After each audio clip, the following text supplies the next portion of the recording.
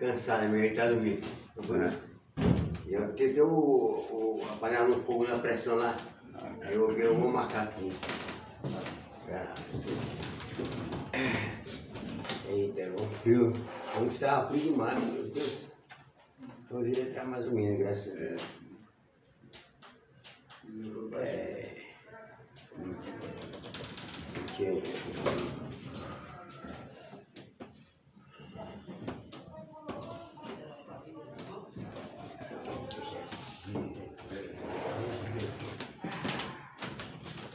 Fechei a porta, João. Fechei a porta. Não é um frio. Meus irmãos, vosso cumprimento a todos com paz do Senhor Jesus Cristo. Graças a Deus, nessa manhã estamos aqui. Hoje você sabe que é uma comemoração em todos os lugares na face da terra, né? Dia dos Pais, né? Que você, Pai, que possa estar alegre, meu Pai tão alegre também, no mundo todo, no universo, mas tem um Pai triste, né? Às vezes isolado, às vezes o Pai está isolado, às vezes está num caso de repouso, né? Pai no repouso ali, mas é um dia que comemorativo e todo mundo se lembra desse dia, né? Possa esse dia, segunda-feira em diante, o pessoal não se lembrar, só esse dia que a pessoa recorre, se lembra de Deus Pai, né? Então, quero que você, nesta manhã, o Senhor bem-aventurado, que você está ouvindo a palavra de Deus. Feliz aquele que ouve, né, a palavra de Deus, né? Bem-aventurado aquele que ouve a palavra de Deus. Então você, nessa manhã, se você está ouvindo a palavra de Deus, talvez você esteja numa casa de repouso, ou num lugar que você esteja no hospital mesmo, no hospital. Talvez você está vendo transmissão dessa live na tua vida. Que Deus possa abençoar a vida de você, Deus possa dar saúde para você e continuar nessa trajetória, nessa jornada, né? Deus tem dado na sua vida, né? Para você ser um vencedor, não ser um perdedor, nem um vencido, nem um derrotado, mas você seja um vencedor, né? Então, hoje é um momento maravilhoso deste dia, que você possa ser abençoado por Deus. Graças a Deus, louvado seja o nome de Jesus.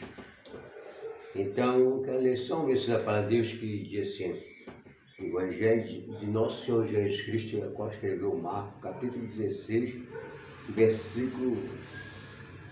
versículo 5.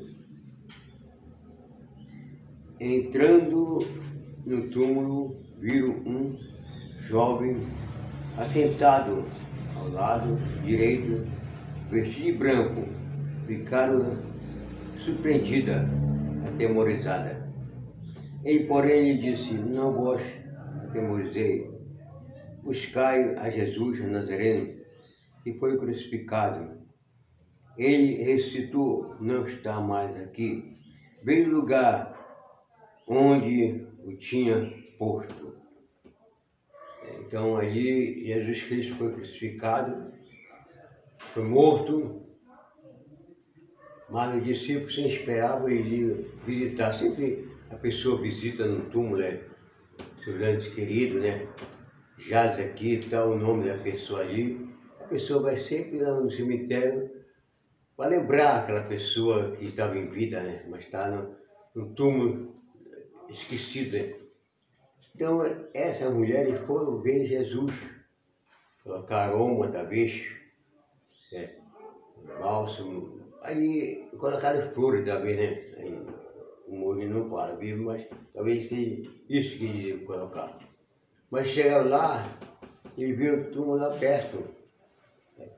E aquele anjo estava bem sentado lá direito, onde Jesus estava posto, onde colocaram e sepultado. Mas o anjo disse que ele não estava mais ali mais, né? E ressuscitou Jesus Cristo. Então, essas mulheres saíram correndo, apavoradas, amedrontado, com medo, né? Por aquele que nunca tinham visto antes, né? Que uma pessoa tinha ressuscitado e um anjo apareceu para ela falar dessa maneira.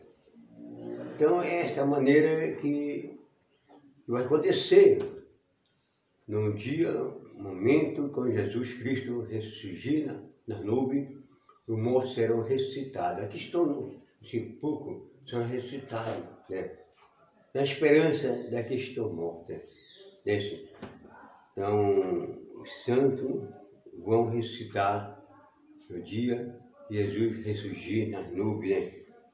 Então, essa é a esperança dos mortos. Então, que você está vivo ainda, já respira ainda esse ar nessa terra, né?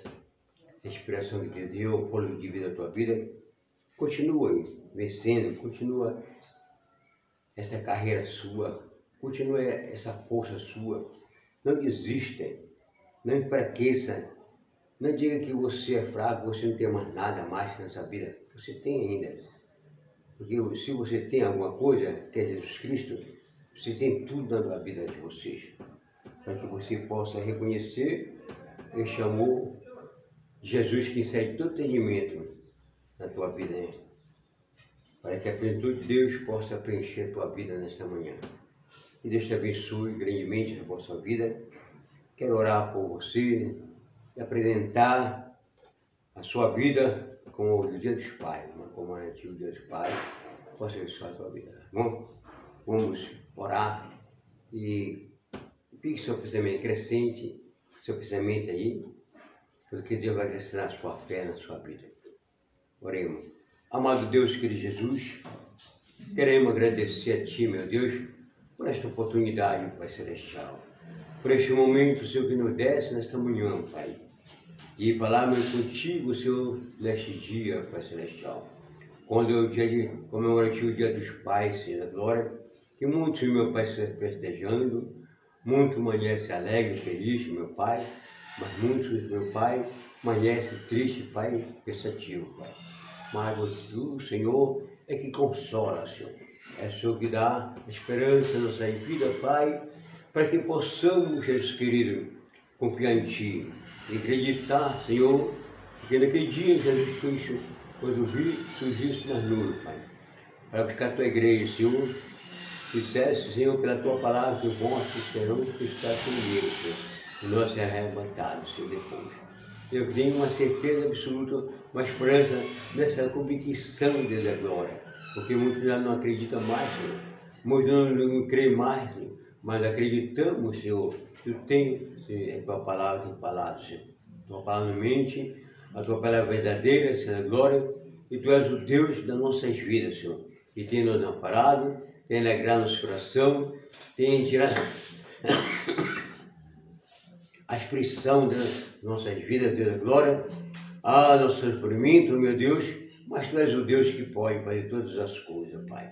Dá, Senhor, restabelecimento em nossas vidas, curando, Deus, meu Pai, nossa vida, Pai, com esse frio, Pai. Às vezes estamos com gripe, Pai, resfriado, Senhor Deus, tosse, Senhor, mas Tu és o Deus, meu Pai, que tem o clima, Senhor. É o mês, o inverno, verão, Senhor, outono, Senhor da glória, primavera, Senhor Deus. E aí, enfim, tudo isso é o clima, Pai. Que às vezes o corpo, o ser humano, Senhor, não suporta tudo isso, Senhor.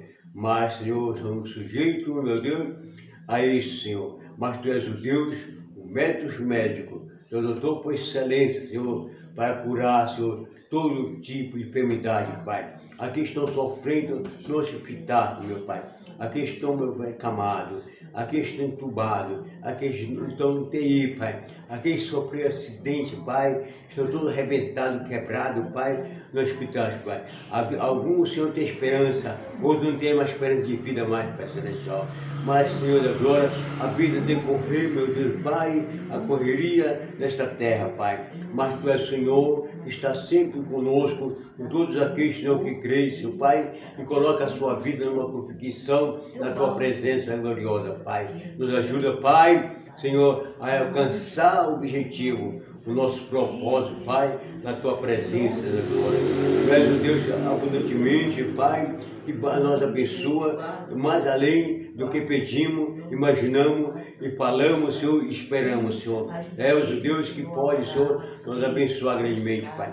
Também eu te peço, abençoa essas pessoas, Pai, que estão vindo, Pai, estão na internet, Pai Celestial, possa abençoar grandemente, poderosamente, Pai Celestial. A vez, meu Pai, tão alegre, Senhor, feliz, meu Deus, meu Pai, mas temos uma outra família, Pai, que está feliz, está triste, Pai. Está Deus da glória, está, meu desanimado, Senhor, está, meu Deus, meu Pai, numa situação difícil, mas tu diz, meu Pai Celestial, pela tua palavra, e todo o controle, Senhor, está nas tuas mãos, Pai, para nós darmos certeza de receber aquilo, Senhor, que queremos, Senhor, em nossas vidas, para colocarmos, nós levantar nossa cabeça e rumo à frente, Pai, e caminhar na tua presença, gloriosa. Por isso, Pai, agradeço e eu te peço, Deus, essas bênçãos que Jesus abençoe lá, minha casa, minha família, meus parentes, meus familiares, abençoe meus filhos, minhas filhas, meus genros, minha nora, meus netos, minha neta, meu bisneto, minha bisneta,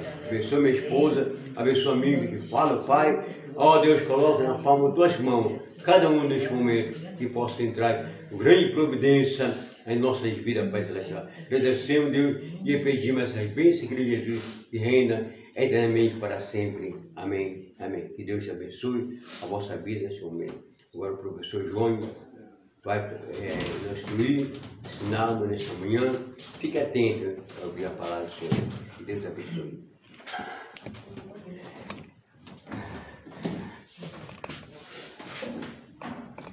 Esse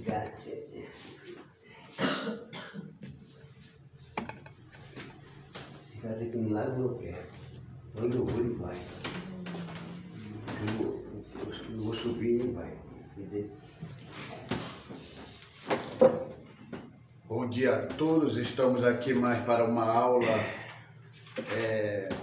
da sessão que havíamos falado sobre as doutrinas de teologia sistemática e havíamos falado na aula retrasada acerca da doutrina, acerca do dogma, acerca da classificação, da natureza. E hoje a gente quer falar sobre as escrituras. E quando nós falarmos sobre as escrituras, embora seja a parte da bibliologia, não é um assunto aprofundado, como você vê nos livros de bibliografia, ou falando sobre a Bíblia, e de uma maneira mais detalhada. Hoje a gente vai tratar assim das escrituras no valor que ela tem. E como diz a palavra do Senhor, o céu e a terra passarão, mas as minhas palavras não hão de passar.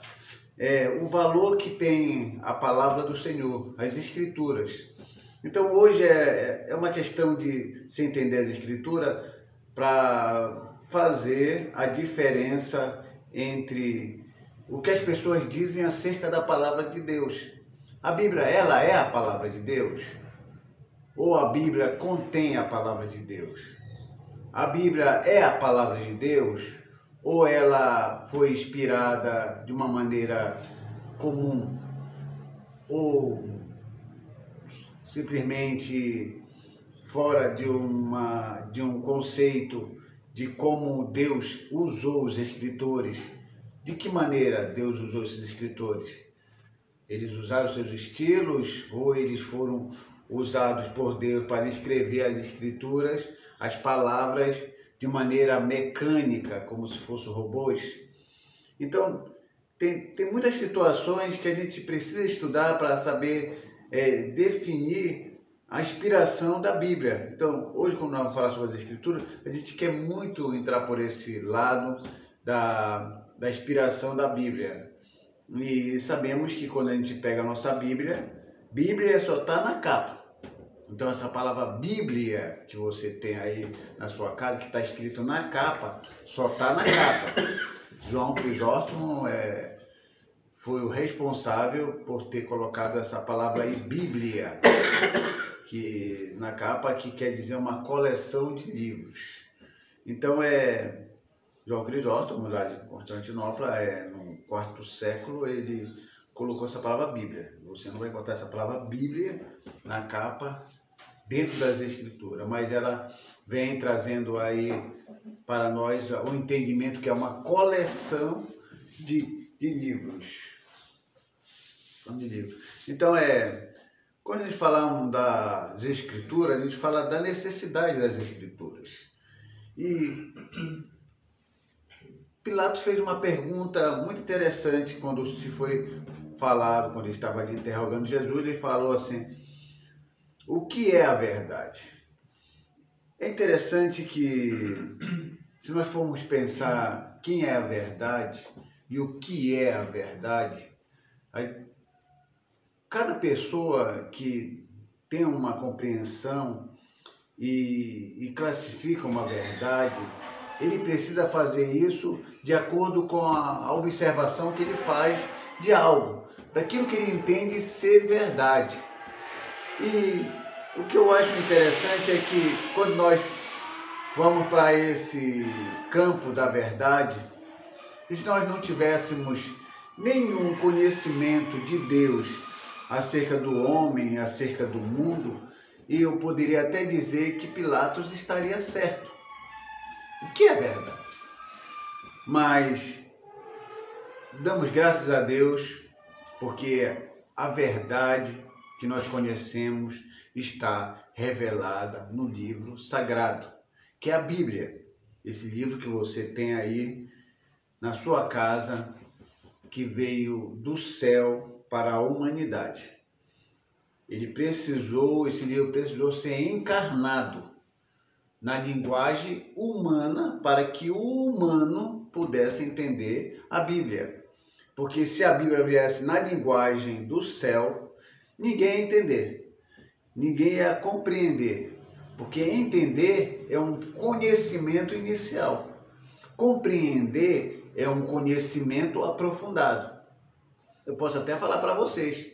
Eu sei que num carro tem uma roda, eu sei que num carro tem cadeira, tem um volante, eu sei que num carro tem até um motor. Eu compreendo,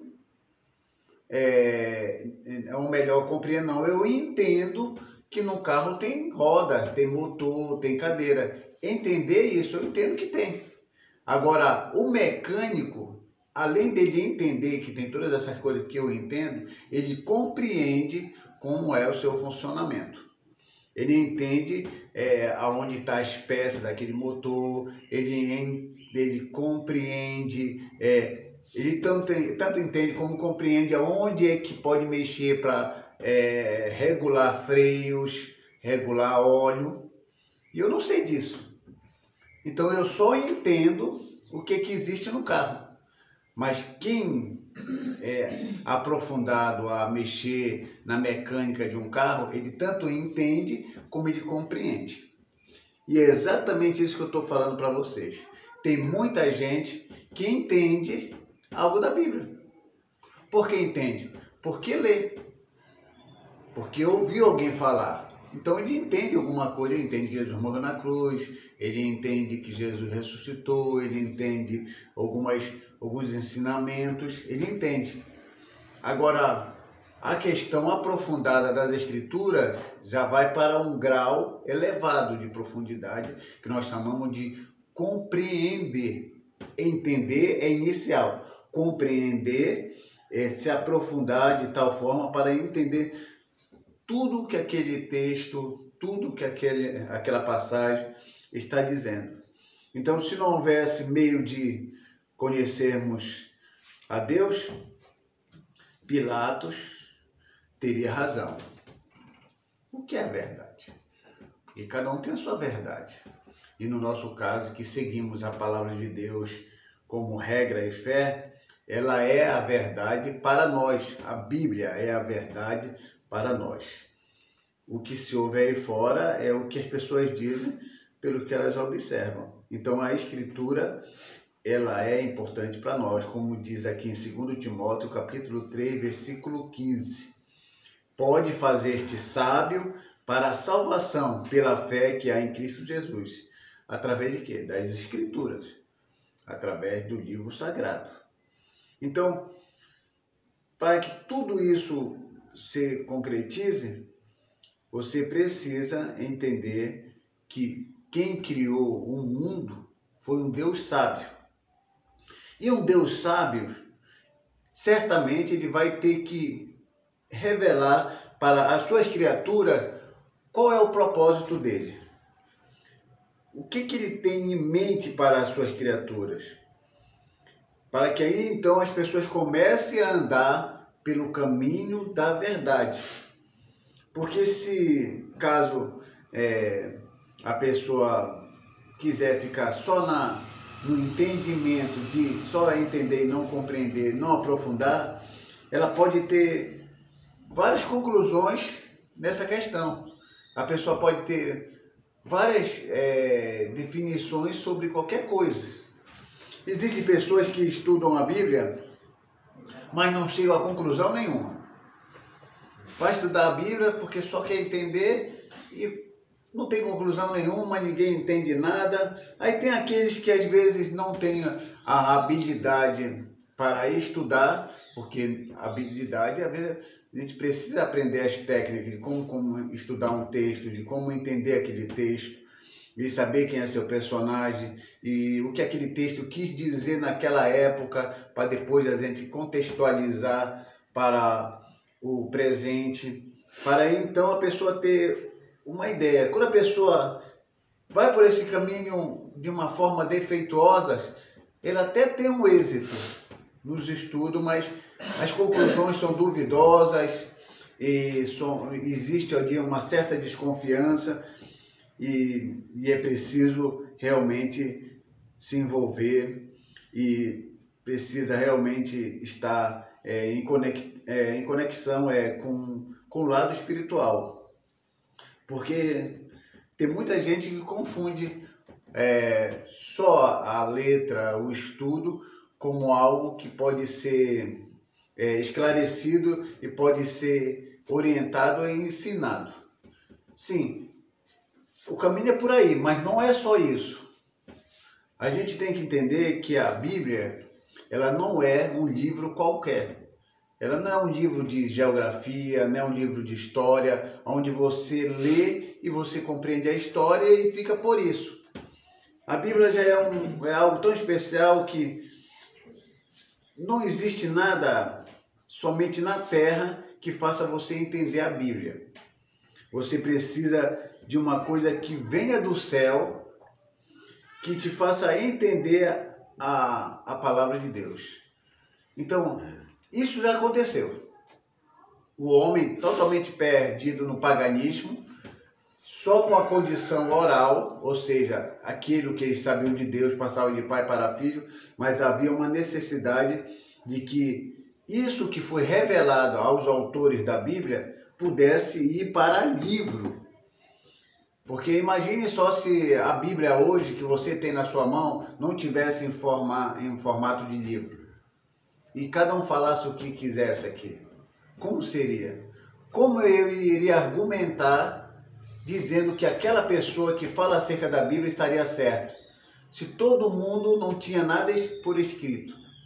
É por esse motivo que Deus, sendo sábio e traz essa revelação através dos 40 autores, coloca isso aqui através das pessoas que viram a necessidade de colocar em formato de livro. É por esse motivo que hoje em dia, quando uma pessoa cita um texto e faz uma interpretação errada, uma outra pessoa que conhece a palavra de Deus refuta aquela pessoa e diz: não é isso que está escrito.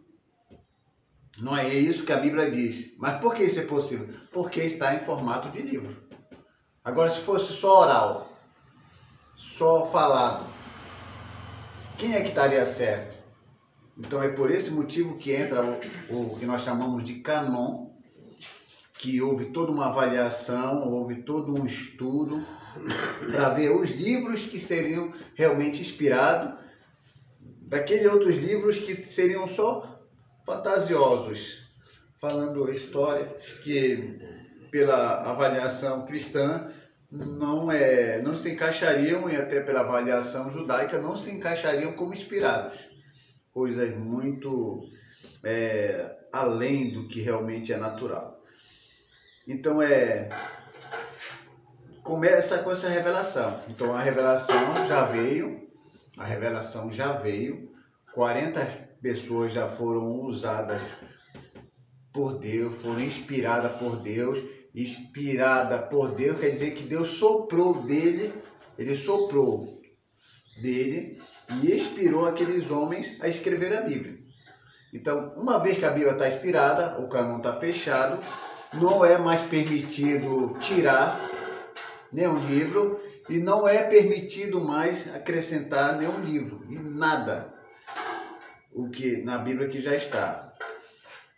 Isso quer dizer o quê? Que daqui em diante, daqui para frente, quando você lê a Bíblia, o que é que vai acontecer? Qualquer entendimento que você tiver do que está escrito, isso não será revelação. Esse gatinho está abençoado aí, né? Aí o que acontece é o seguinte, tudo que você lê de um texto bíblico, você não pode chamar isso aqui, Deus me revelou a palavra. Não é possível isso. Deus não revelou a palavra, porque a palavra já está revelada. E como eu disse, não pode acrescentar nada e não pode tirar nada. Se eu falo que Deus me revelou a palavra, eu estou me colocando na mesma posição, no mesmo grau dos escritores da Bíblia. E não é assim. É por isso que a gente vai ver aqui alguma inspiração, que tem gente que quer ficar na mesma posição dos escritores da Bíblia. E isso não é possível. Isso aí está muito longe. Talvez seja até um desejo interessante. Poxa, eu quero ficar como o escritor que escreveu a Bíblia, naquele mesmo patamar de espiritualidade para escrever o livro. Pode até ter o mesmo Espírito Santo, mas não é a mesma função, não é a mesma missão de vir dos escritores que escreveram a Bíblia. Então, o que acontece é o seguinte: o texto está ali, eu vou ler o texto. Se o texto não é uma revelação para mim, no que eu estou pensando acerca do texto, é o que então? O que é interessante, como eu vou voltar a dizer, o texto já está revelado. Ok, já está revelado? Você entendeu isso? Deus já escolheu um homem, já escolheu um escritor, ele escreveu, aqui não foi revelação? Ok, você entendeu isso? Está revelado, está escrito? Ok, já está tudo fixado? Ok, o canon está fechado? Ok, você entendeu isso? Se você entendeu isso, agora você vem para a segunda parte. Você lê o texto revelado aqui na Bíblia. E aquilo que você tem de entendimento, de compreensão do texto, é iluminação do Espírito Santo que ele te dá para você entender o texto e falar o que o texto quer dizer para os seus ouvintes. O Espírito Santo te ilumina, te esclarece, te faz compreender e entender o texto e você consegue tirar algo para a sua vida e também tirar algo para a vida do outro. Então, o texto revelado, você lê o texto revelado, o Espírito Santo te ilumina. E essa iluminação faz você entender o texto. Não existe essa ideia, Deus me revelou o que esse texto quer dizer. Deus me revelou. Deus não revela duas vezes. Esquece isso. Deus não revela duas vezes em relação à sua palavra. Tem um dom de revelação? Tem. Mas o dom de revelação não é para revelar a palavra aqui. O dom de revelação é para ver aquilo que os olhos naturais não conseguem ver, o que está acontecendo no meio da igreja. É bem diferente. Mas aqui na Bíblia, o texto já está revelado e você só vai ser iluminado, Deus vai te dar entendimento e você vai explicar e todo mundo que vai ouvir vai ser edificado, vai ser alimentado, vai ser restaurado e todos os sinônimos positivos que você quiser entender. Jamais revelação. Então, essa revelação é desejável. Por quê? Porque ela traz para nós uma revelação que veio do céu para o homem e que é a palavra de Deus. E aí você consegue entender toda essa questão. E também, quando nós olhamos a questão das Escrituras, a gente percebe também que essa revelação é de se esperar. Por que de se esperar? Porque a natureza e a revelação de Deus que se alcança, ela tem a ver muito com a fé, mas ela tem muito a ver também com a razão. Como falou um certo estudioso, mas até hoje há muita discussão, eu acredito que ele deveria ser ateu, Kant, um dos maiores pensadores de todos os tempos acerca dos cristãos. Ele falou uma coisa interessante.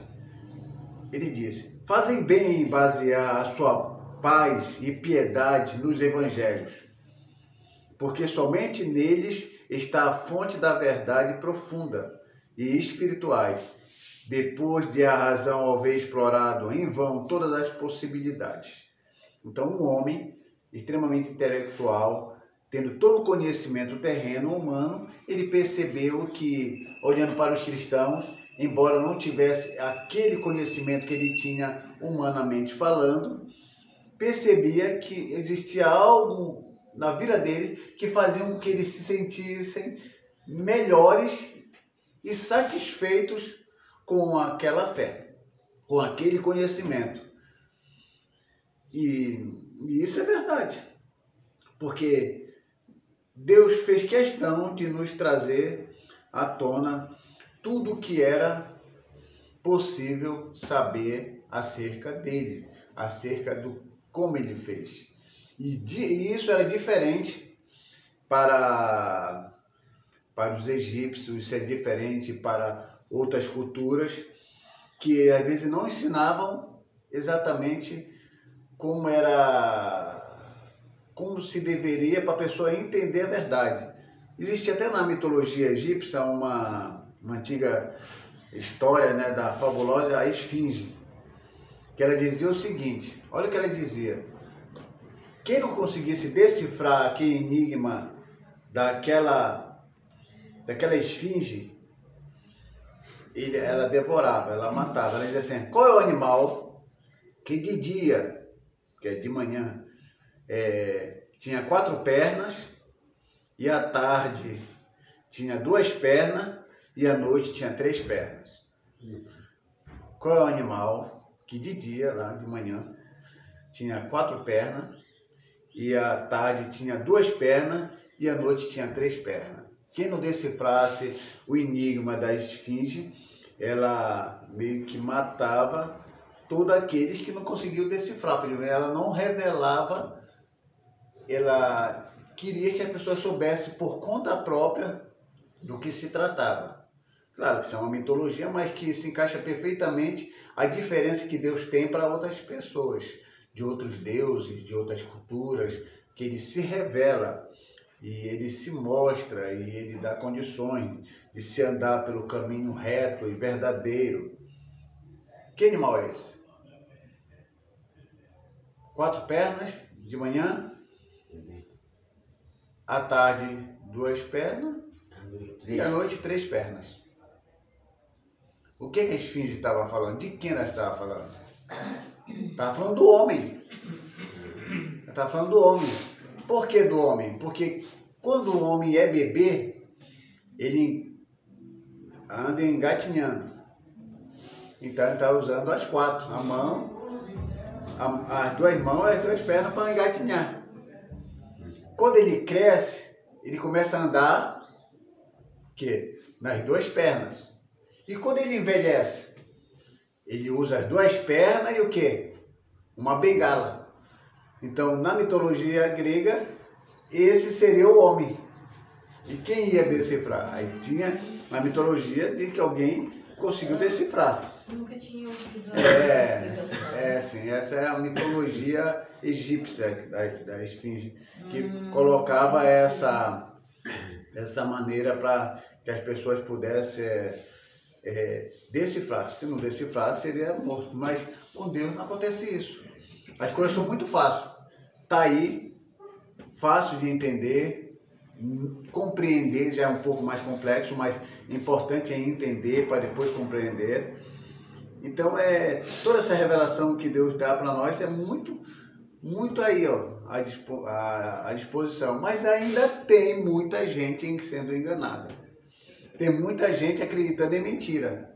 Eu não sei como uma pessoa acredita numa coisa que a pessoa fala assim, a Bíblia disse isso, isso, isso e aquilo. Aí você olha assim, mas está estranha essa explicação.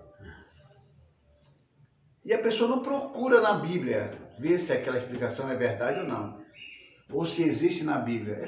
É fácil. Nós temos uma Bíblia muito fácil de ser manuseada, porque hoje a nossa Bíblia, ela tem capítulos e versículos. É muito fácil. Se a pessoa falar, olha, em João, capítulo 3, versículo 16, está dizendo assim, que Deus não amou o mundo e não deu o seu filho. Mas tu olha assim. Mas eu vi alguém ler e alguém falar, aquela pessoa que não lê. Eu vi alguém ler, eu vi alguém falar por aí que Deus amou sim o mundo e deu o seu filho. Essa é nova. Ele está falando aí que Deus não amou o seu filho e nem deu o seu filho. Deve ser verdade, porque tudo muda, né? Aí a pessoa passa a acreditar que Deus não amou o mundo e não deu o seu filho. Mas por que ela foi enganada? Porque ela não procurou a verdade na Bíblia. Ela não foi consultar a Bíblia.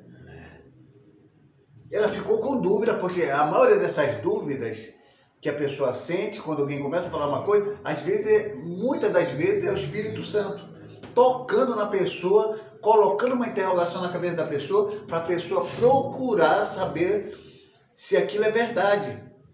O Espírito Santo está tocando na igreja há anos, acerca de muitos ensinamentos. Eu sou um tipo de pessoa que todas as vezes que um pregador prega algo que é algo que eu nunca ouvi e que é uma nova em cima de um texto, a primeira coisa que eu vou, abro a Bíblia, vou ler o texto e vou procurar se realmente é aquilo que está dizendo, e depois vou ler grandes autores que falam acerca daquele texto, pessoas que doaram a sua vida estudando só a Bíblia, vivendo só para a Bíblia, para trazer o entendimento para aqueles que estão aprendendo ali, grandes professores, para depois então dizer, ele está certo ou ele está errado. Só que o povo gosta de ser enganado porque eles ouvem e não procuram saber. E o Espírito Santo coloca uma interrogação na cabeça deles acerca daquele texto, mas eles por preguiça de ler, por preguiça de ler lá o texto, procurar a verdade, acreditam naquilo. Mas o pior disso não é acreditar numa mentira. O pior é você acreditar na mentira e mandar essa mentira para frente, para outros também que tem preguiça de ler. Aí quando vê, já tem uma multidão de gente acreditando numa mentira que não está na Bíblia. Aí quando aparecer uma pessoa falando a verdade, aquela multidão de pessoas enganadas, que foram enganadas pelo diabo, e talvez o pregador não tinha nem intenção, porque também não estudava, mas só que aí o diabo usou essa ignorância, essa falta de conhecimento, para deixar todo mundo cego. Quando aparecer uma pessoa falando a verdade, todo mundo vai dizer, ele é herege, ele está contra a Bíblia, ele não é homem de Deus, ela não é mulher de Deus, porque ela está falando algo diferente da multidão. Mas a multidão toda está errada. João Batista, quando ele se manifestou lá no Novo Testamento, ele se manifestou sozinho, raça de víbora, falando contra uma organização religiosa judaica no tempo dos fariseus, de toda aquela comunidade religiosa ali naquele momento, e ele estava sozinho. Mas a autoridade era tão grande na vida dele que tinham pessoas da classe humilde que viam que realmente ele estava falando a verdade, mas tinha uma multidão que seguia ainda o que os escribas, os fariseus ensinavam. E hoje não é diferente. Não tem aí o gafanhoto, lá em Joel, o gafanhoto lá em Malaquias, que pegaram esse gafanhoto, transformaram num demônio, espiritualizaram, transformaram num demônio, que é o devorador. E esse devorador virou um demônio, que é um gafanhoto. E quanta gente não acredita nisso? É uma multidão de pessoas que creem nisso. E eu não estou falando só do Brasil, que tem essa ignorância de acreditar que aquele gafanhoto se tornou um devorador, e esse devorador foi espiritualizado com um demônio. Não é só o Brasil, incrível que pareça. Vários países, tem até os Estados Unidos, que é um país desenvolvido. Tem gente lá que tem um conhecimento até bom de leitura e tudo, mas não consegue mais desligar esse conceito dizendo que esse gafanhoto é o devorador e o devorador é o demônio. Não consegue. Por quê? Falta de leitura da palavra de Deus, e a história vai continuando. E eu também acredito que tem muitas pessoas que também vão abrindo seus olhos e vão se tornando como o povo lá de Bereia. Ouviu, vai examinar. Ouviu alguma coisa falando aí, vai ver na palavra de Deus se é verdade. Então aqui tem a revelação deveria estar em forma escrita. Isso eu falei para vocês. Por que em forma escrita? Por causa das mentiras que poderiam surgir. O Evangelho é escrito totalmente simples, mas infelizmente foi nessa necessidade. Como diz um certo estudioso, os livros apresentam um melhor meio de preservar a verdade em sua integridade e transmiti-la de geração em geração. A memória e a tradição não merecem confiança. Portanto, Deus agiu com a máxima sabedoria e também do modo normal, dando ao homem a sua revelação em forma de livro. Então, para segurar a doutrina íntegra da verdade, de geração em geração, havia necessidade da Bíblia estar em formato de livro, como você tem aí. Se fosse só falando, um falava, outro fala, porque minha avó dizia, quem tem boca fala o que quer. Quem tem boca interpreta o que quer. Quem tem boca entende o que quer e vai falando o que quer. E isso eles vão classificando como verdade. E aí nós entramos numa questão sobre a inspiração das Escrituras.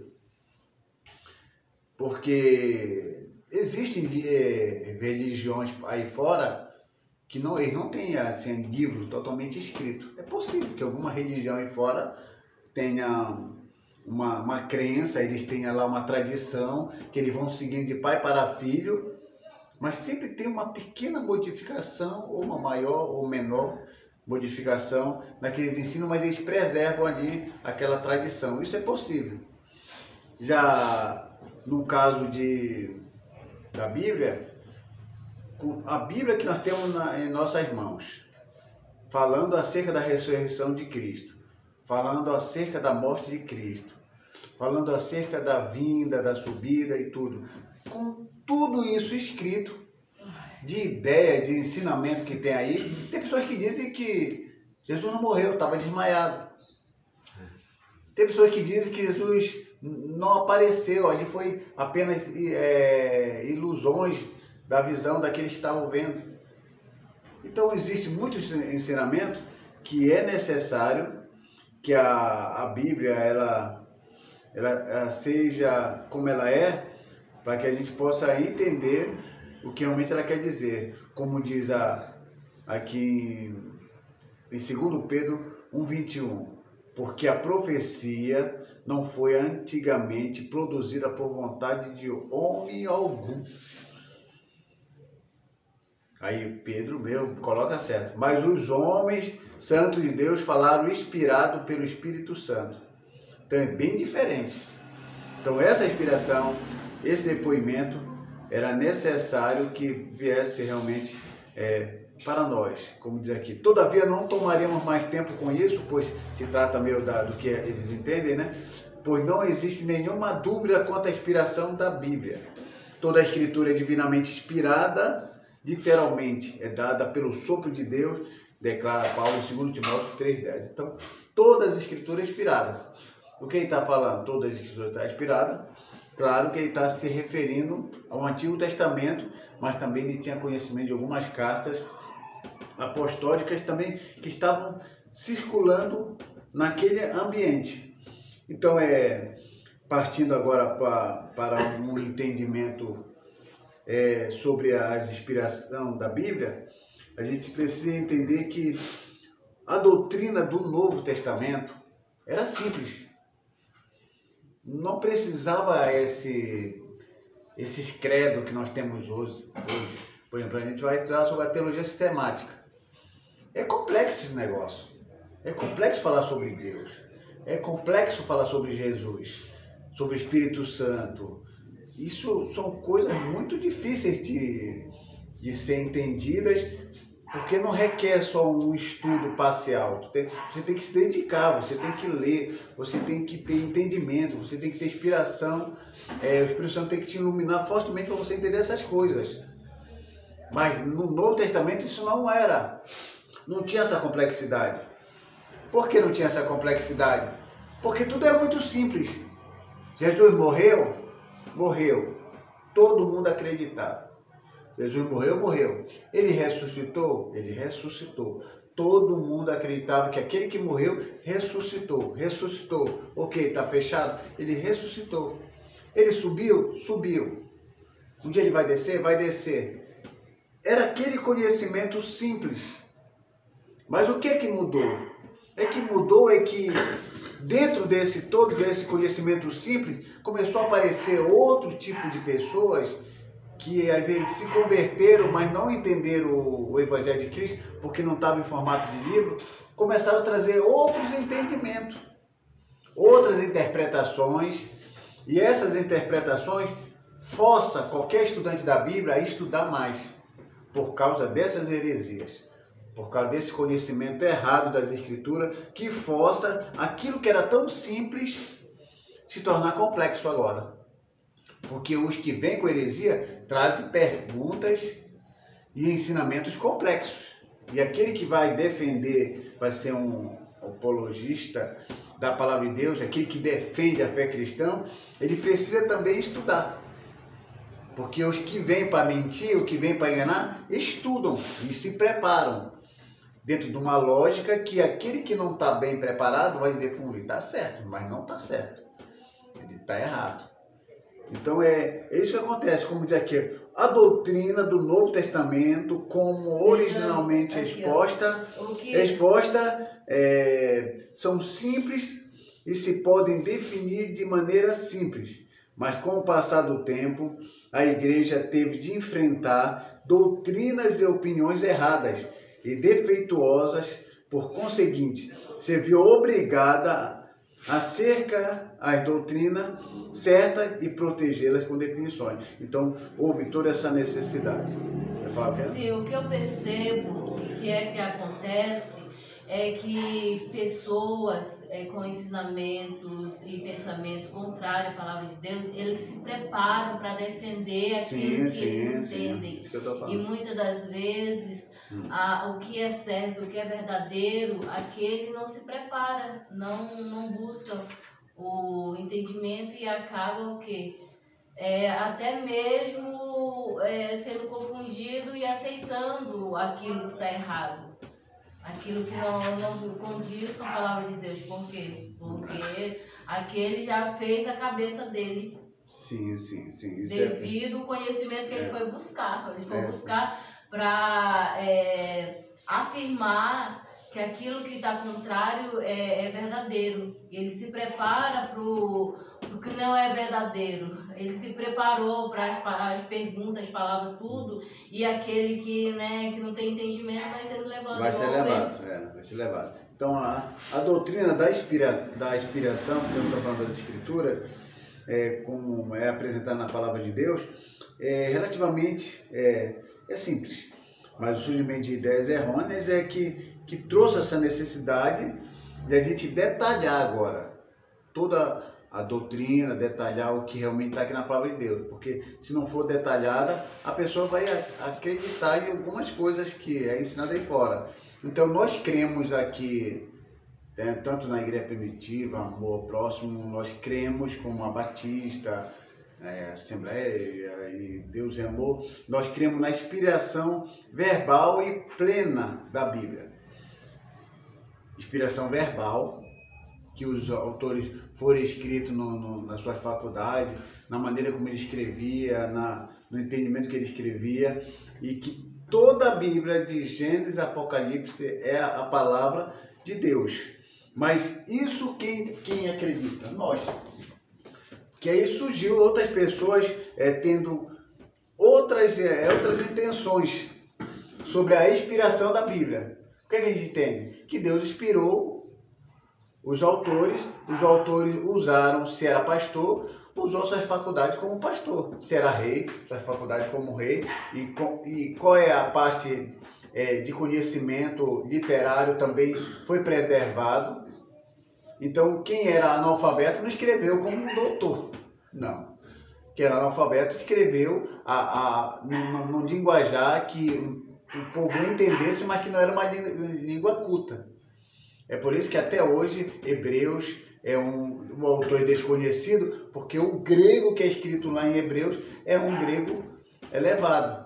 E que é difícil um dos autores lá que escreveram dos apóstolos pode se dizer que escreveu Hebreus. O que chega mais próximo de ter escrito Hebreus é Paulo, mas assim mesmo nada está confirmado, porque os estudiosos ainda estão estudando. Então, o que acredita é o seguinte: existe uma teoria errada sobre a inspiração das Escrituras, que é a inspiração natural. O que eles creem? Que a inspiração natural está no mesmo nível dos personagens da Terra. Quem deve falar em Sócrates? Platão, Aristóteles e qualquer outra pessoa que você conhece na Terra, que teve uma inteligência, que foi um gênio, que entendia muito, eles acreditam que essa mesma maneira de ser gênio está quase de acordo com a mesma inspiração que os autores da Bíblia tiveram. Ó, te vejo. Isso é um ensinamento aí fora.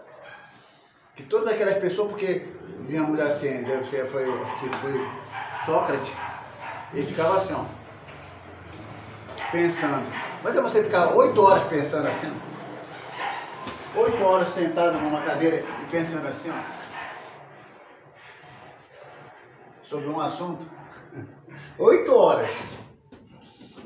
Esses homens tinham essa genialidade. Sócrates foi um grande homem de inteligência muito avançada. Platão, Aristóteles também. É muito bom ler sobre esses personagens. Eu gosto de ler sobre esses personagens, mas eu jamais vou colocar a inspiração que eles tiveram de saber muitas coisas, de descobrir muitas coisas que hoje nós sabemos, porque algumas coisas dos conceitos vieram dele, no mesmo nível da inspiração dos escritores da Bíblia, não. Os escritores da Bíblia tiveram uma inspiração além dessas pessoas que tiveram essa genialidade, como diz aqui. A iluminação natural. Segundo essa teoria, a Bíblia não passa de um livro notável de inspiração humana. Embora ela tenha sido produzida por indivíduos muito inteligentes, certamente não é produto da mente divina.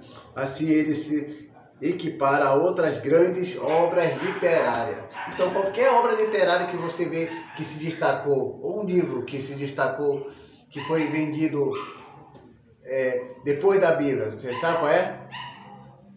A Bíblia é o livro que foi mais vendido no mundo, mas tem um livro aí que é chamado que o segundo livro mais vendido depois da Bíblia. O Peregrino. O Peregrino. Dizem, né? Eu não sei, eu só estou reproduzindo o que disseram, que é o segundo livro mais vendido da Bíblia. Ele está no mesmo livro da Bíblia? Não, não está. Mas só que, para esse grupo de pessoas, acredita que sim, que a inspiração comum, né, está ali, a inspiração natural está ali. Aí tem a outra teoria também que fala sobre a iluminação inspirada. O que diz essa denominação inspirada? Essa teoria compromete a inspiração, sugere que a Bíblia tenha sido inspirada da mesma maneira que um cristão, quando se sente inspirado ou divinamente guiado, baseia-se na subjetividade da pessoa, mais do que na verdade objetiva da Bíblia. Desse modo, a revelação seria um processo contínuo. Em consequência, a inspiração particular poderia ser equiparada à autoridade da Bíblia. O que eles estão dizendo aqui? Vocês entenderam? Iluminação inspirada. Eles acreditam que no século aqui, estamos em 2025, século 21. Eles acreditam que os irmãos que são inspirados hoje têm a mesma inspiração dos autores que escreveram a Bíblia. E isso não é verdade. Porque se eles tivessem a mesma inspiração dos autores que escreveram a Bíblia, com certeza eles também tinham permissão de escrever algo para acrescentar na Bíblia. E aí a gente percebe que eles não conseguem entender sobre que os escritores, quando foram inspirados por Deus, não houve graduação, assim, ou seja, eles não caíram de grau. E aqui no nosso tempo, o que acontece é que a pessoa às vezes se sente cheia, se sente não cheia e se sente muito bem, se sente não bem espiritual. Jamais as pessoas de hoje, do nosso tempo, vai estar na mesma inspiração dos autores da Bíblia. Jamais. Mas tem um grupo de pessoas aí. Não. Assim como Moisés escreveu e foi inspirado, eu também sou inspirado. O meu Espírito que agiu na vida vai agir na minha vida também. Tudo bem que o Espírito Santo ele age na vida de todos nós. E o apóstolo Paulo, qual é a diferença do apóstolo Paulo para mim? Nenhuma. Qual é a diferença do apóstolo Paulo em relação à minha fé e à fé dele? É a mesma fé. Porém, a dele tem mais qualidade. Tem mais comunhão. Tem mais crença de que aquilo que ele está fazendo há mais verdade. Mais que resultado. Sim, mais resultado. Então tem essas situações aí. Aí vem a inspiração, olha, eu já li sobre a inspiração natural, que vocês sabem que eles dizem que assim como qualquer pessoa inteligente aí está na mesma inspiração da Bíblia, está fora. Segundo erro da inspiração da Bíblia, dizer que quem é usado por Deus hoje, que é inspirado hoje, é a mesma inspiração dos autores. Também está fora. Isso não condiz com a Bíblia. Aí vem a inspiração conceitual. Essa inspiração conceitual é interessante. Olha o que diz. Sugere que apenas os pensamentos e os conceitos foram inspirados, mas não as palavras propriamente ditas. Para desafiar esse ponto de vista, basta argumentar que são as palavras que comunicam os pensamentos e os conceitos. Sem a autoridade das palavras, como determinar os conceitos ou pensamento originado de Deus? E se há alguma palavra errada, como descobri-la? Vocês nem entenderam, né? Eu vou dizer o que essa teoria acredita. A teoria acredita o seguinte: Deus me manda a mensagem. Aí vem aqui o pensamento. Vem um conceito aqui na minha cabeça. Ok. Eles acreditam que enquanto está aqui na minha cabeça, é a palavra de Deus na íntegra. Mas que quando eu escrevo, essas palavras propriamente ditas e escritas não são de Deus. Mas como é possível palavras sem conceito, conceito sem palavra? Não tem como. Então, tudo que está aqui tem que ser escrito. Se eu não escrever, como é que eu posso escrever uma palavra sem ter pensado? Alguém consegue fazer isso? Mas para eles é possível. Não sei como, mas está errado. Tanto o conceito, o pensamento que veio para ele é inspirado, quando eles começarem a escrever também é inspirado. Não existe só o pensamento que é inspirado e quando escreveu não é inspirado. Não existe isso. Tem que ser inspirado quando veio para a mente, quando veio a mensagem para a mente e quando ela foi para o papel, quando ela foi escrita, quando ela foi dita. A palavra em si foi dita, escrita, ela também é inspirada. Não pode ser só uma parte, outra parte, não. Deixa eu ver, quem é que sabia disso aí? Tem um bocado de gente que não sabe disso aí. E quem sabe alguém não está ouvindo isso lá. Ainda tem outros também que dizem que a Bíblia ela é inspirada de Deus quando você lê e aquilo te toca. Então você vai ler um texto aqui. Lê a Bíblia, então você está lendo a Bíblia. Não te tocou? Não fez modificação na sua vida? Aquilo não é inspirado. Aí, se você lê, aí se ela te tocou, aí é a palavra de Deus para você. Então, esse outro grupo de pessoas dizem que a palavra de Deus só é a palavra de Deus quando ela toca. Se ela não tocar, não é a palavra de Deus. Olha, outro pensamento maluco que tem por aí. E isso aí parece que foi de um grande Bach, quase por aí, mas não estou lembrando o nome dele. E era um grande estudioso, grande conhecedor, que trazia essa ideia de que realmente as pessoas ficavam sabendo se aquilo era a palavra de Deus se fosse tocada. Não, a palavra de Deus, se você ler e se você for tocada ou não tocada, ela continua sendo a palavra de Deus.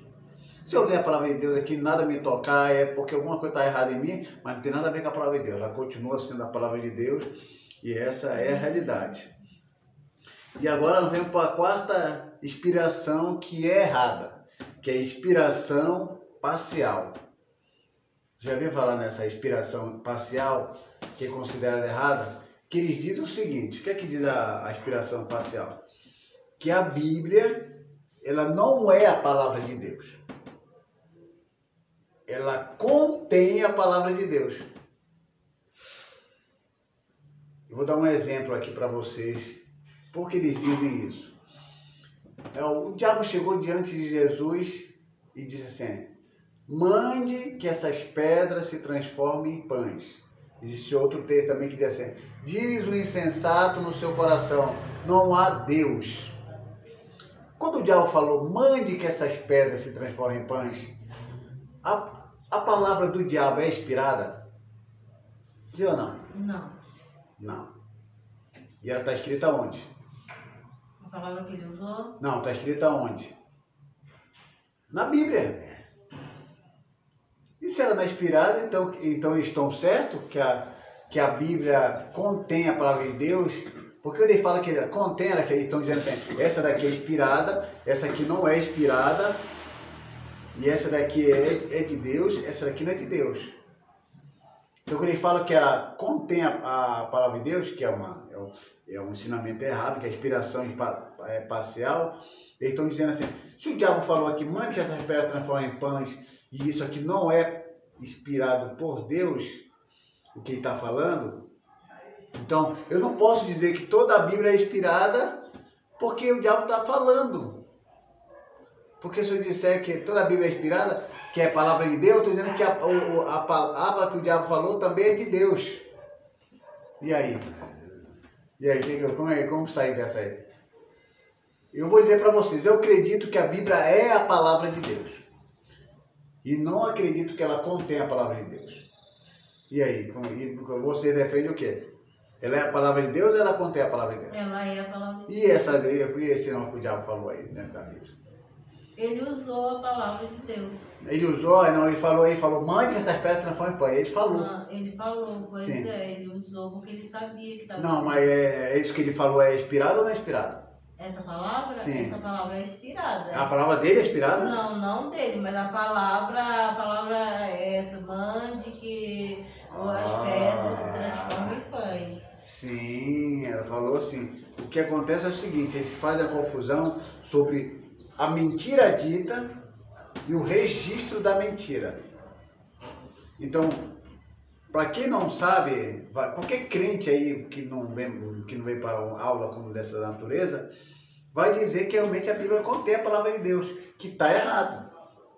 Toda a Bíblia é inspirada por Deus. João, então como explicar então quando o diabo fala, mande que essas pedras se transformem em pães? Isso é inspirado?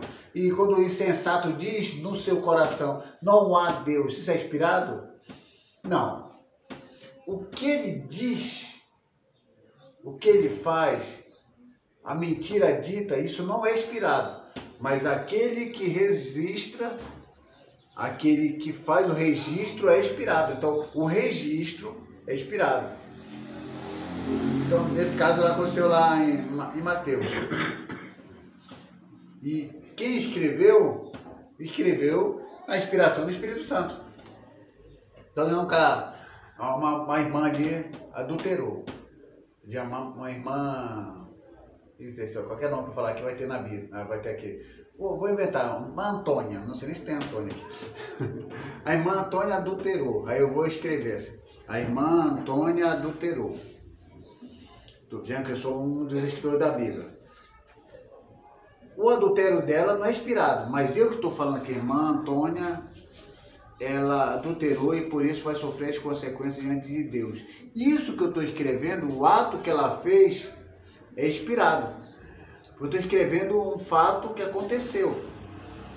Um ato que aconteceu.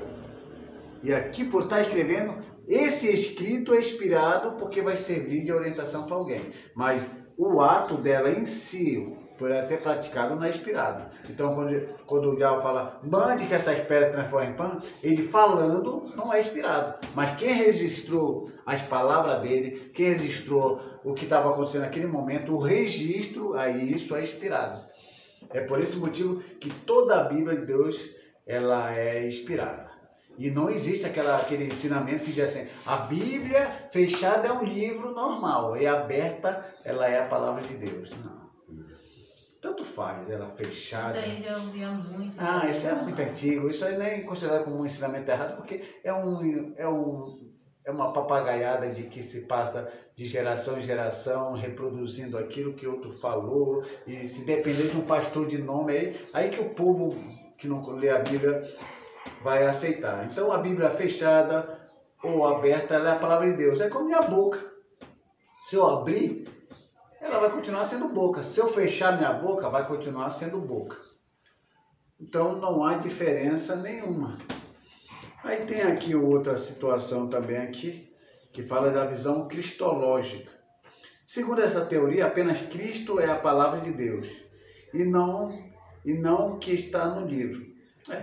Parece uma visão interessante, né? Mas deixa de lado uma importante questão. Como compreender acerca de Cristo? Por meio da Bíblia. Ele é o tema central da revelação de Deus, portanto, para que possamos entender e conhecer verdadeiramente a Jesus, é preciso que acreditemos na autoridade da Bíblia. Caso contrário, corremos o risco de adotar um Cristo diferente daquele que está na Bíblia. Então, o que é que diz essa visão cristológica?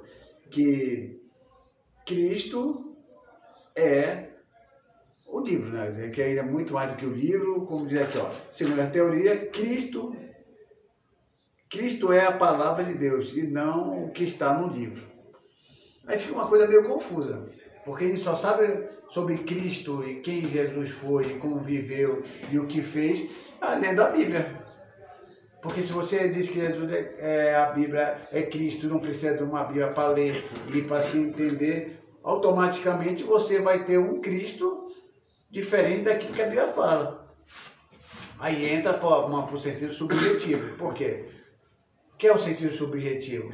Quando fala assim, sentido subjetivo, é um sentido particular. E eu que entendo assim. Eu que quero entender assim. Não é um sentido coletivo que está para todo mundo, mas sentido objetivo é só eu entendo assim e eu quero que seja assim. Então, se Cristo está fora de um livro que nós chamamos de Bíblia, que Cristo é esse? Então ele vai se tornar diferente da Bíblia, aí pode entrar um Cristo diferente. Um Cristo totalmente fora do que realmente a palavra de Deus fala.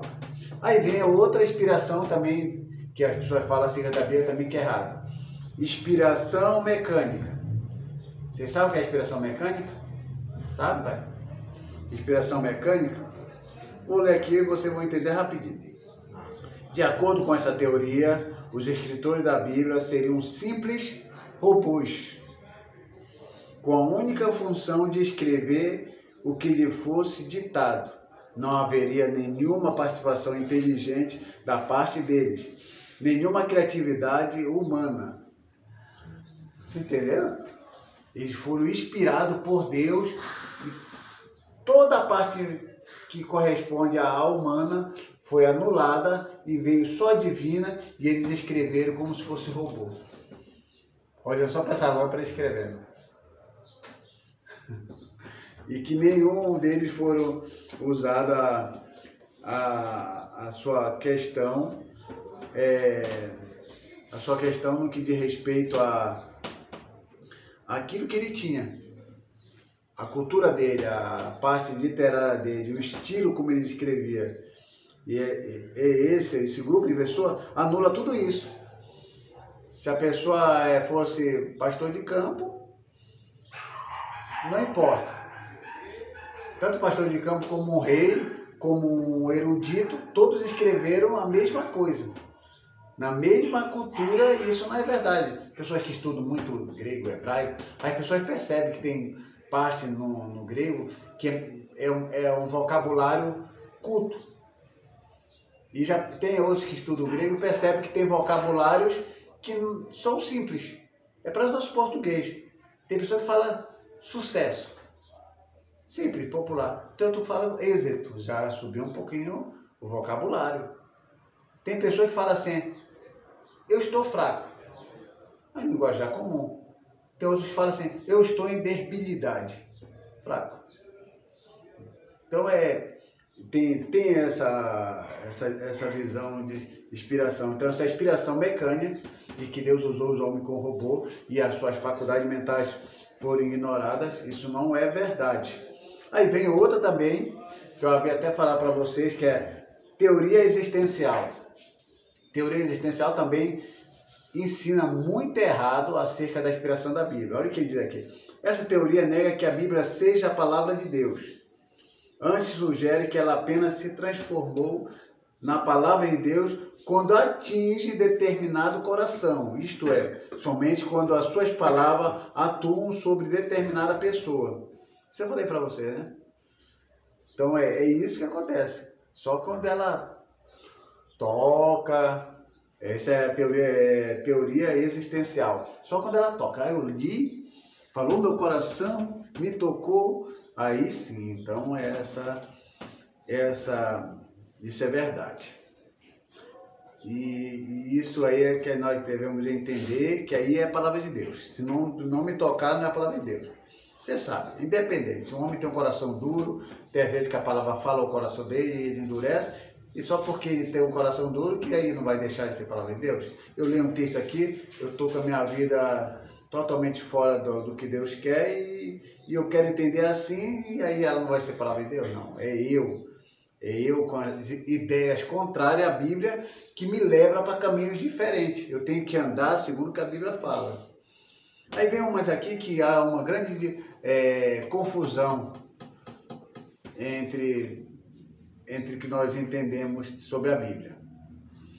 Inerrância e infalibilidade da Bíblia. Inerrância quer dizer que a Bíblia não pode errar. Infalibilidade quer dizer que ela é infalível. Nós afirmamos isso. Tem muito aí fora, esse cara não conhece a Bíblia não. Tem um monte de erro na Bíblia. É verdade. A Bíblia tem erros. Se você ler a Bíblia em português, tem algum acréscimo lá? Tem algumas coisas que não existiam nos originais? Sim ou não? Porque a gente crê na inerrância e infalibilidade da Bíblia, que ela é infalível. Então é o seguinte, para começar, a Bíblia, a infalibilidade e a inerrância. Quando nós falamos que a Bíblia ela é infalível e que ela não tem erros, nós estamos certos. Mas em que sentido nós estamos certos? Quando se trata dos manuscritos originais. O primeiro escrito original da Bíblia não tem erro. E o que aconteceu então, João? Aconteceu o seguinte, que dos originais, o primeiro que foi escrito, vieram outras cópias. Que essas cópias chegaram até nós. Então, o erro não está no original primeiro. O erro está nas cópias que foram escritas depois. Aí sim, tem erros sim de cópia. Tem erros de traduções, tem erro de interpretação, tem erro. Mas o original, como foi escrito, não tem erro. É por isso que nós falamos que a Bíblia é infalível e inerrante. Aqui. Não temos nenhum dos livros originais da Bíblia. Isso é verdade, nós não temos. Portanto, alguns pequenos erros surgiram durante a cópia dos manuscritos. Entretanto, esses erros não são com frequência gramaticais ou tipográficos. Ou seja, não há um erro que modifique a mensagem, que traga uma heresia para dentro da palavra de Deus. Segundo, o registro bíblico é infalível, é inerrante. Isto não significa que Deus apoie tudo que foi registrado. Então, diz o cessado do seu coração. Não há Deus. Deus apoia isso? Não. Isso não quer dizer que tem o apoio de Deus por estar registrado, mas que é inspirado nesse sentido que é inerrante e infalível. A Bíblia é franca a respeito de pecados cometidos por seus personagens, mas sabemos que Deus não apoia o pecado. Então, tem escrito sobre pecado na Bíblia. Deus só está dizendo que mas não apoia. E por esse motivo alguém quer dizer que a Bíblia não é inerrante nem infalível.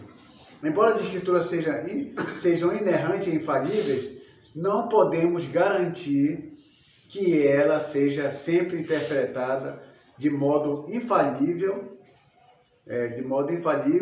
A interpretação é um processo humano, portanto, sujeito a limitações e inclinações humanas. Então, a Bíblia é infalível, é inerrante, os originais dela que foram escritos. Agora, se existem pessoas que fazem interpretações erradas, a gente não pode garantir que essas pessoas não vão errar. Porque elas vão errar sempre, não adianta. Toda pessoa que faz uma interpretação, toda pessoa que os copistas que foram escreveram algum errado, como disse Santo Agostinho, em relação a um texto que ele lia e não conseguia entender.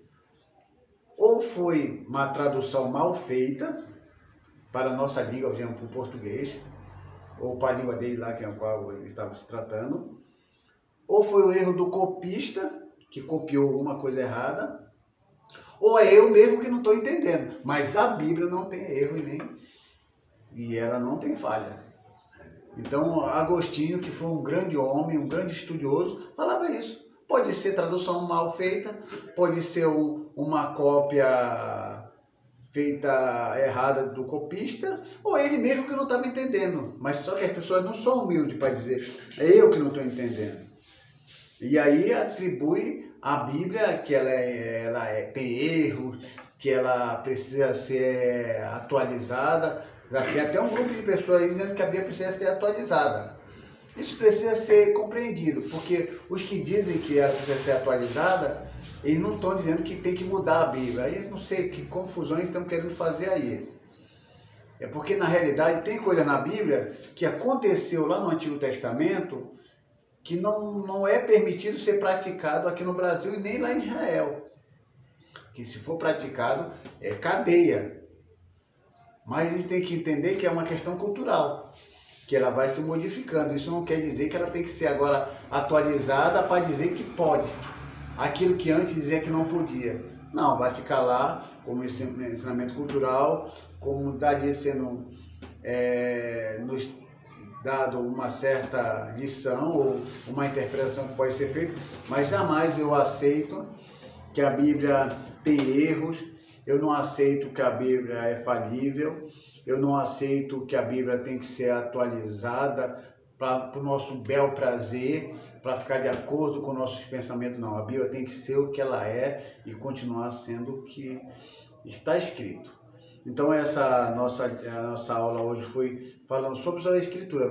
Pode ver só que a gente falamos sobre a Bíblia, falamos sobre as Escrituras, expressão. Nós não falamos de quem ela veio do pergaminho, dos papiros, não falamos sobre quem descobriu, quem criou os primeiros capítulos e versículos. Isso é um estudo mais aprofundado e acrescentado que nós fazemos. Como a gente está fazendo uma teologia sistemática aqui, a gente só pegou a parte das escrituras, a necessidade das escrituras e as teorias que tentam tirar a inspiração da escritura. E como eu falei para vocês, a inspiração das escrituras, ela é verbal e plena.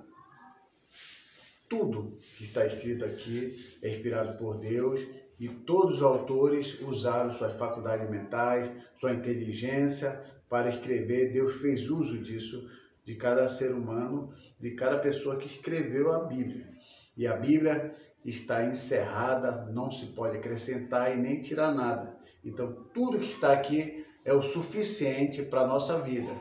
Existem estudos fora, amém, estude fora, mas os estudos fora não podem substituir a palavra de Deus. Os conhecimentos fora não podem ficar além do conhecimento da palavra de Deus.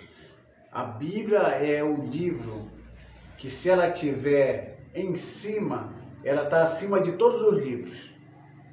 Se ela estiver no meio, ela é o centro de todos os livros. Se ela estiver embaixo, ela é a base e o fundamento para todos os livros.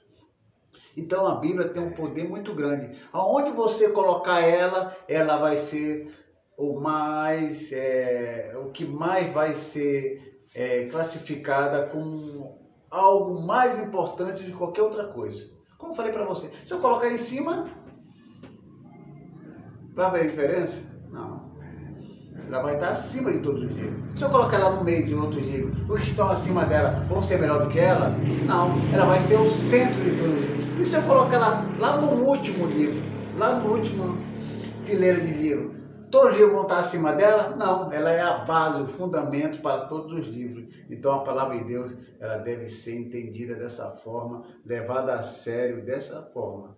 Senão, daqui para frente, se o povo não abrir os olhos, não começar a estudar a Bíblia, não começar a questionar esses coaches que por aí tem da vida, essas pessoas que trazem ensinamento da teologia da prosperidade de uma forma distorcida, porque Deus quer abençoar mesmo, Deus quer fazer seu povo próspero, mas também quer que a pessoa também tenha essa compreensão de que o nosso lugar não é aqui, é no céu.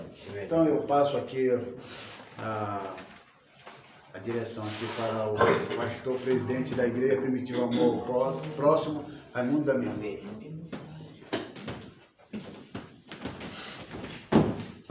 Graças a Deus, mais um estudo, aprendendo a palavra de Deus, né? É bom, maravilhoso, né? Quando colocamos, conscientizamos em nossa mente, em nossa vida, em nosso coração, a palavra de Deus. Hoje, à noite, nós temos o culto de família. E vamos também orar em favor dos pais também, que vão apresentar nesta noite, né? Vão cooperar conosco, né? Vamos orar por eles, né? Apresentar os pais. Deus abençoe a vossa vida. Você continue sempre ao domingo para ouvir a palavra, para aprender. Bom você notar aquilo que você aprendeu, que você nota, né? Aí você coloca em prática. Né? Deus abençoe grandemente a tua vida. Vamos orar neste momento, agradecer por tudo isso. Amado Deus, querido Jesus, quero agradecer, meu Pai Celeste, pela palavra, seu por isso tudo maravilhoso, Pai. Foi realizado, foi estudado, meu Deus, no nosso coração, Pai. Nós aprender a tua palavra, Pai Celestial. Conscientiza nossas mentes, meu Pai Celestial. Aplicar em nosso coração tudo isso, Pai. Recebemos nesta manhã, Pai Celestial. É difícil, meu Pai Celestial, ouvimos, meu Pai Celestial, em todos lugares, meu Pai, da igreja, meu Pai Celestial, ensinamento desta maneira, Pai. Só aqui, meu Pai, na igreja, permitir amor próprio, professor Jônio, Pai Celestial, um rapaz formado, Senhor da glória, tudo isso, Pai, vai instruir o Senhor, o povo de Deus, todo você que está escutando, está ouvindo, está assistindo, Pai, esta palavra, Pai Celestial, que Deus possa abençoar plenamente a sua vida. Continue domingo, nós estamos aqui novamente, às 9h e pouco horas, né? E você possa participar da escola dominical. Que Deus abençoe a vossa vida, em nome do Pai, do Filho e do Espírito Santo. Que Deus abençoe. Amém e amém. Graças a Deus.